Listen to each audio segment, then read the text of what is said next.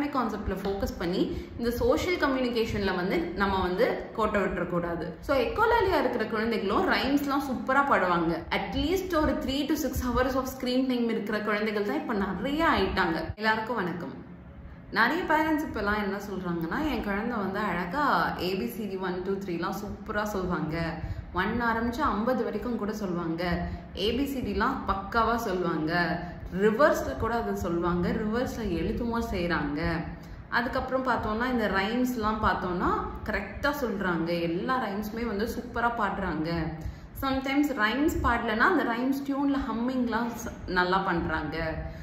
But ஆனால் வந்து பேச மட்டும் மாட்டேங்கிறாங்க. அம்மா எனக்கு இது வேணும், எங்கே கூட்டிகிட்டு போங்க, ஸ்கூலில் இன்னைக்கு என்ன நடந்துச்சு, நம்மள ஏதாவது கேள்வி கேட்குறது, இது என்னம்மா, இது புதுசாக இருக்குது, இது யார் கொடுத்தாங்க, இந்த மாதிரி உரையாடல் வரமாட்டேங்குது. பட் இந்த மாதிரி பாட்டு பாடுறது, ABCD சொல்கிறது, 1 2 3 சொல்கிறது, எங்கேயாவது கேலண்டர் இருக்குன்னா கரெக்டாக அந்த நம்பர்ஸ் எல்லாம் சொல்லிக்கிட்டே வர்றது, இந்த மாதிரி விஷயம்லாம் கரெக்டாக பண்ணிடுறாங்க மேம் அப்படின்னு சொல்கிறாங்க. இந்த கன்சர்ன் உங்கள் மைண்ட்லேயும் ஓடிட்டு இருந்ததுன்னா கண்டிப்பாக இந்த வீடியோவை பாருங்கள். ஏன்னா இதை பற்றி தான் இன்னைக்கு வீடியோவில் நம்ம டீட்டெயிலாக டிஸ்கஸ் பண்ண போகிறோம்.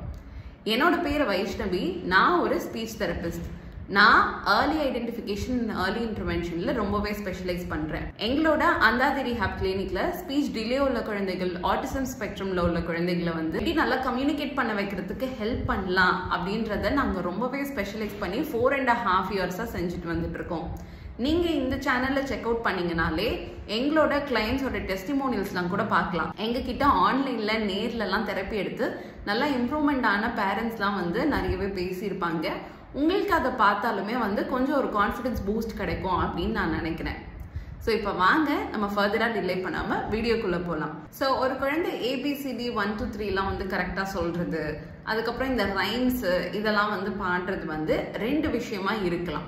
ஸோ ஒரு விஷயம் பார்த்தோம்னா அவுட் ஆஃப் மெமரியிலேருந்து அவங்க சொல்லலாம்.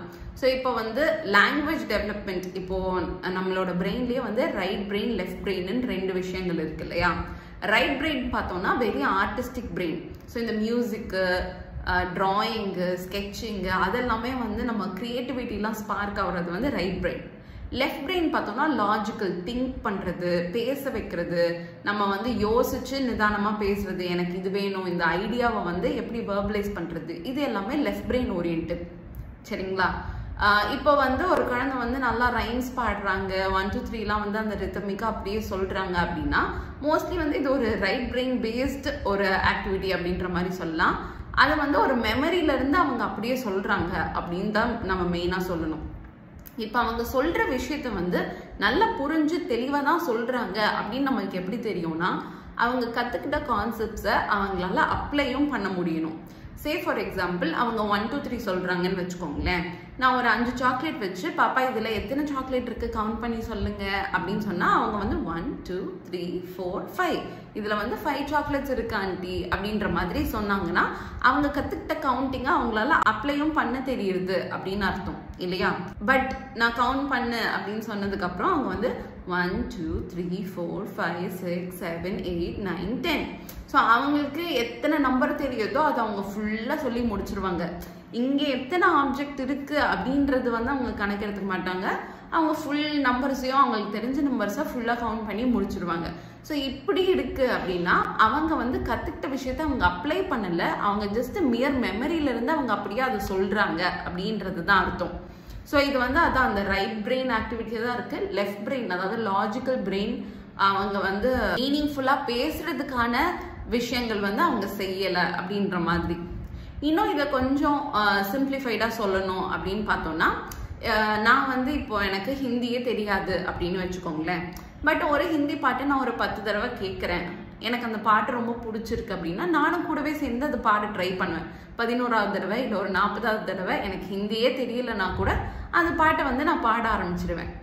பட் ஆனால் நெசசரிலி அந்த பாட்டோட அர்த்தம் எனக்கு தெரியாது, அந்த பாட்டில் என்னென்ன விஷயங்கள் சொல்கிறாங்கன்னு எனக்கு புரிஞ்சுக்கவே முடியாது.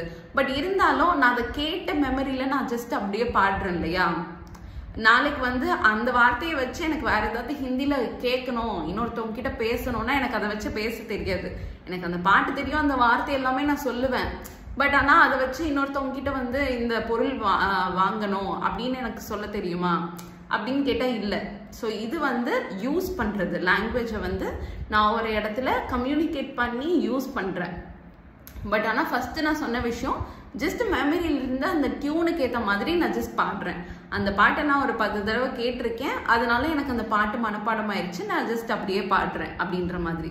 ஸோ நிறைய குழந்தைகள் வந்து எஸ்பெஷலி ரைம்ஸ் நிறைய பார்க்குறாங்க, கொக்கோமோல நிறைய அடிக்டாக இருக்காங்க. ஏன்னா நான் பார்க்குற ஸ்பீச் டிலேட் கிட்ஸ் பார்த்தோன்னா அட்லீஸ்ட் ஒரு 3 to 6 hours off screen time இருக்கிற குழந்தைகள் தான் இப்போ நிறைய ஆயிட்டாங்க. ஸோ வந்து நிறைய அவங்க ரைம்ஸ் பார்க்க என்ன ஆகுது, அவங்க மைண்டில் அதே ஓடிட்டு இருக்கு. அந்த ரைம்ஸ் அவங்க ஹம் பண்ணுறாங்க, அந்த ரைம்ஸ் அவங்க பாட ஆரம்பிச்சிடுறாங்க இல்லையா? ஸோ அந்த பாட்டு மூலியமா பாடுறது வந்து ஜஸ்ட் ஒரு மெமரியிலேருந்து பாடுறது, அது மீனிங்ஃபுல்லாக பாடுறது இல்லை. எப்போ ஒரு குழந்தை மீனிங்ஃபுல்லாக தான் பேசுகிறாங்கன்னு நம்மளுக்கு தெரியும் வச்சுக்கோங்களேன். ஸோ ஃபர்ஸ்ட் விஷயம், அந்த வார்த்தையை ஏதாவது ஒரு வார்த்தை சொல்கிறாங்க, ஒரு ஏதாவது நம்மளுக்கு கேள்வி கேட்குறாங்கன்னா அந்த வார்த்தையை வந்து அவங்க நிறைய தடவை சொல்லுவாங்க.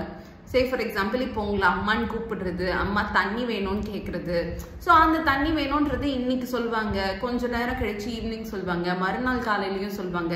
திருப்பி அவங்க அந்த வார்த்தையை பயன்படுத்திட்டே இருக்கும்போது அவங்களுக்கு அந்த வார்த்தை நல்லா தெளிவாக தெரிஞ்சிருக்கு, அதை மீனிங்ஃபுல்லாக பேசுகிறாங்க அப்படின்னு அர்த்தம். ரெண்டாவது, அதை வந்து ஸ்பான்டேனியஸாக அவங்களே சொல்லுவாங்க. அதாவது நீங்கள் வந்து தண்ணி சொல்லு, தண்ணி, இது தண்ணி, தண்ணி சொல்லு சொல்லு அப்படின்னு சொல்லிட்டு நீங்கள் ஃபோர்ஸ் பண்ணி ரிப்பீட் பண்ண வைக்கிறீங்க இல்லையா? அது வந்து அவங்களா சொல்றதுக்கு அர்த்தம் கிடையாது.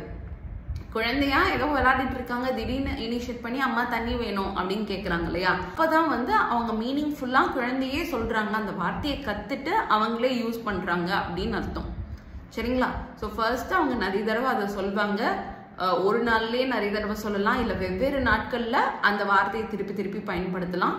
ரெண்டாவது விஷயம், அவங்களே அதை ஸ்பான்டேனியஸாக சொல்லுவாங்க, இன்னொருத்தவங்க சொல்லி அதை அவங்க ரிப்பீட் பண்ண மாட்டாங்க, குழந்தையே அந்த வார்த்தையை தானே அவங்களே பயன்படுத்துவாங்க. மூணாவது விஷயம், அவங்க நல்ல ஒரு அசோசியேஷன் பில்ட் பண்ணியிருப்பாங்க அந்த வார்த்தைக்கும் அந்த பொருளுக்கும், ஒரு அந்த வார்த்தைக்கும் அந்த நம்பருக்கும்.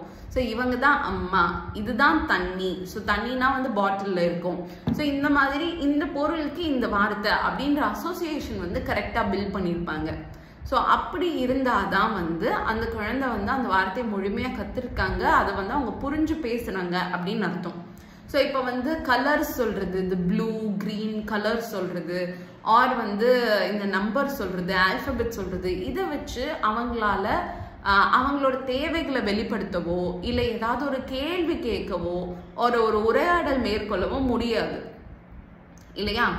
ஸோ அதனால இதை வந்து நம்ம ஸ்பீச் ஆர் மொழி வளர்ச்சி அப்படின்றத நம்ம எடுத்துக்க முடியாது. இது வந்து ஒரு மியர் மெமரியில இருந்து தான் அவங்க சொல்றாங்க. இன்னொரு ரீசன் என்னவா இருக்கலாம்னா, எக்கோலாலியா இருக்கிற குழந்தைகளை நம்ம நிறையவே பார்த்துட்டு இருக்கோம். ஸோ ஆட்டிசம் ஸ்பெக்ட்ரம்ல உள்ள குழந்தைகளுக்கு எக்கோலாலியா ஜாஸ்தி இருக்கும். ஸோ எக்கோலாலியான்றது என்னன்னா, எக்கோ மாதிரி அவங்க என்ன கேட்டாங்களோ அதை அப்படியே அவங்க திருப்பி சொல்லுவாங்க. ஸோ எக்கோலாலியா இருக்கிற குழந்தைகளும் ரைம்ஸ்லாம் சூப்பராக பாடுவாங்க, பட் ஆனால் அவங்களுக்கு பேசுறதுக்கு சிரமம் இருக்கும். ஸோ எக்கோலாலியா இருக்கிற குழந்தைகளுக்கு ஜிஎல்பின்னு சொல்லுவோம், கெஸ்டால் லாங்குவேஜ் ப்ராசஸிங் ஓட பிரின்சிபல்ஸ் யூஸ் பண்ணி ஸ்பீச் தெரப்பி பண்ணணும். எக்கோலாலியானா என்ன, ஜிஎல்பினா என்ன, ஸோ ஸ்பீச் தெரப்பியில் எப்படி ஒர்க் பண்ணுவாங்க அப்படின்னு சொல்லிட்டு டீட்டெயில்டாக பேசி நான் ஆல்ரெடி இன்னொரு வீடியோ அப்லோட் பண்ணியிருக்கேன். உங்களுக்கு உங்கள் குழந்தைக்கு எக்கோலாலியாவாக இருக்குமோன்ற சந்தேகம் இருந்ததுன்னா கண்டிப்பாக அந்த வீடியோவை ஃபுல்லாக பாருங்கள். அந்த வீடியோவில் உங்களோட எல்லா டவுட்ஸுமே கிளாரிஃபை ஆகிடும். ஸோ உங்களுக்கு அந்த வீடியோட லிங்க் வேணும்னா கீழே வந்து எக்கோலாலியா அப்படின்னு சொல்லிட்டு கமெண்ட் பண்ணுங்கள், நாங்கள் அந்த வீடியோ லிங்கை உங்களுக்கு அனுப்புகிறோம். ஸோ லாஸ்ட்டாக நான் ஒரு இம்பார்ட்டண்ட்டான பாயிண்ட்டை வந்து பேரண்ட்ஸ் கிட்ட சொல்லணும்னு நினைக்கிறது என்னன்னா, அகாடமிக் கான்செப்ட்ஸை ஃபோக்கஸ் பண்ணுறதை விட்டுட்டு கம்யூனிகேஷனில் நிறைய ஃபோக்கஸ் பண்ணுங்க. ஸோ என் குழந்தைக்கு வந்து நிறைய கலர்ஸ் தெரியணும், நிறைய ஃப்ளாக் தெரியணும், எந்தெந்த கண்ட்ரி கேபிட்டல் தெரியணும், ஆல்ஃபபெட்ஸ் நம்பர்ஸ்லாம் தெரியணும் அப்படின்றத ஃபோக்கஸ் பண்ணுறதை தாண்டி என் குழந்தை வந்து நல்லா சோஷியலைஸ் பண்ணணும், பேசணும், அவங்களுக்கு வேணுன்றதை கேட்கணும், அவங்க தேவைகளை வந்து சொல்லணும், அவங்க இமோஷன்ஸை கன்வே பண்ண தெரியணும், அவங்களுக்கு அந்த டேல என்ன நடந்துச்சு, சே ஃபார் எக்ஸாம்பிள் அவங்க ஸ்கூல்ல இருக்காங்க காலையில இருந்துன்னா ஈவினிங் வந்து ஸ்கூல்ல என்ன நடந்துச்சுன்னு சொல்ல தெரியுது. ஸோ நேற்று ஏதோ ஒரு ஃபங்க்ஷன் அட்டென்ட் பண்ணியிருக்காங்கன்னா பாட்டி தாத்தா கிட்ட போய் நேற்று நாங்கள் இங்கெல்லாம் போனோம், இங்கே இதெல்லாம் இருந்துச்சுன்றத ஷேர் பண்ணுறது. பிகாஸ் ஒரு நல்ல ஒரு ஹியூமன் கனெக்ஷன் எப்போ ஃபார்ம் ஆகும்னா நல்ல கம்யூனிகேஷனில் தான் ஃபார்ம் ஆகும். ஒரு குழந்தைக்கு இன்னொரு குழந்தையோட ஃப்ரெண்ட்ஷிப்ஸ் மேக் பண்ணுறதுலேருந்து, ஷேர் பண்ணி விளையாடுறதுலேருந்து, ஒரு குழந்தைக்கு வந்து அவங்க பாட்டி தாத்தா மற்ற உறவினர்களோட நல்ல ரிலேஷன்ஷிப்ஸ் வந்து எப்போ பில்ட் ஆகும்னா அந்த குழந்தை வந்து நல்லா அவங்களோட பேசி விளையாடும் போது தான் இல்லையா. ஸோ இந்த சோஷியல் கனெக்ஷனுக்கும் அந்த குழந்தை வந்து நிறைய வார்த்தைகள் பேசணும், நிறைய கேள்விகள் கேட்கணும், நிறைய விஷயங்கள் புரிஞ்சுக்கணும் அப்படின்றதுல நீங்க ஃபோக்கஸ் பண்ணுங்க. அகாடமிக் கான்செப்ட்ஸ் கண்டிப்பா அந்த குழந்தை வளரவும் கத்துக்க தான் போறாங்க. ஸோ அதுல வந்து ரொம்ப ஃபோக்கஸ் வேணாம். இந்த 2.5 வயசு 3 வயசுல வந்து ரொம்ப அகாடமிக் கான்செப்ட்ல ஃபோக்கஸ் பண்ணி இந்த சோஷியல் கம்யூனிகேஷன்ல வந்து நம்ம வந்து கோட்டை விட்டுறக்கூடாது சரிங்களா. ஏன்னா இது ரொம்பவே இம்பார்ட்டன்டான லைஃப் ஸ்கில். இதை பேஸ் பண்ணி தான் அவங்களுக்கு இன்னுமே நிறைய ஸ்கில்ஸ் டெவலப் ஆகுறது அப்படின்னும் போது இதுல நம்ம ஃபோக்கஸ் பண்றது ரொம்ப ரொம்ப இம்பார்ட்டன்டான விஷயம். இந்த கட்டம் வரைக்கும் இந்த வீடியோவை பார்த்ததுக்கு ரொம்ப நன்றி. உங்களுக்கு இந்த வீடியோ யூஸ்ஃபுல்லா இருந்ததுன்னா மறக்காம கீழே யூஸ்ஃபுல் வீடியோ அப்படின்னு சொல்லிட்டு கமெண்ட் பண்ணிருங்க.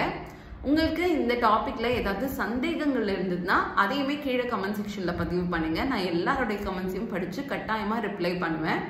உங்களுக்கு நான் வேற ஏதாவது டாபிக்ல பேசணும் அப்படின்னு இருந்துச்சுன்னா அதையுமே கீழே கமெண்ட் செக்ஷன்ல பதிவு பண்ணுங்க. என்னால முடிஞ்சா நான் கண்டிப்பா அதை பத்தியுமே பேசி தனியா ஒரு வீடியோ அப்லோட் பண்றேன். உங்களுக்கு அந்தாதி ரிஹாப்ல speech therapy, occupational therapy, special education or mental health services book பண்ணணும்னா கீழே டிஸ்கிரிப்ஷன் பாக்ஸ்லயும் கமெண்ட் செக்ஷன்லயும் லிங்க் இருக்கு. ஆர் ஸ்கிரீன்ல தெரியுற இந்த நம்பருக்கு வாட்ஸ்அப் ஆர் கால்மே நீங்க பண்ணலாம். உங்க எல்லாரோட ஆதரவுக்கு ரொம்ப ரொம்ப நன்றி. அந்தாதி ரிஹாப் சேனல் வீடியோஸ்க்கு நீங்க கொடுக்குற ஒரு லைக்ஸ், கமெண்ட்ஸ், நீங்க வந்து இதை ஷேர் பண்ணி மற்ற பேரண்ட்ஸ்க்கு அனுப்புறது, நீங்க கொடுக்குற சப்ஸ்கிரைப், இது எல்லாமுமே ரொம்ப ரொம்ப இம்பார்ட்டன்ட். நீங்க நம்ம சேனல் வீடியோவை முதல் தடவை பாக்குறீங்க, ஸ்பீச் தெரப்பி பத்தி, ஆக்குபேஷனல் தெரப்பி பத்திலாம் உங்களுக்கு நிறைய தெரிஞ்சுக்கணும்னு நீங்க ஆசைப்படுறீங்கன்னா மறக்காம சப்ஸ்கிரைப் பட்டனை கிளிக் பண்ணிருங்க.